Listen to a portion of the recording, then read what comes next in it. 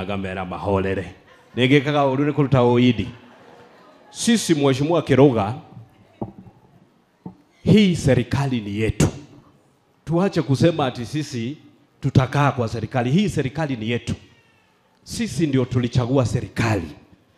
Na William Samoei Ruto ametupatia chochote ambacho tulikuwa tunataka kwa serikali. Kwa hivyo hii serikali ni yetu. Wewe unaweza toka kwa nyumba yako uachie mtu mwingine? Si nyumba ni yako? Unaweza potea uachie mtu mwingine? Sisi kama jamii ya Mount Kenya, hii serikali ni yetu na tutakaa kwa serikali yetu na tutashikilia na tuombee serikali yetu, kwa sababu huu ni wakati wa kufanya kazi, sio wakati wa siasa. Ama huu ni wakati wa siasa? Si huu ni wakati wa kufanya kazi? Nyinyi watu wa Udhaya mnataka kujengewa barabara, mnataka kuwekewa maji ya kulima, mnataka kuwekewa stima, mnataka kujengewa mashule.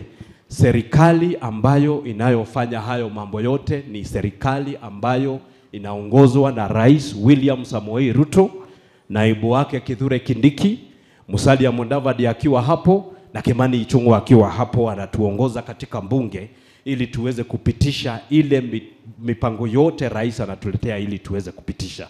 Kwa hivyo hii serikali ni yetu na hatuwezi toka.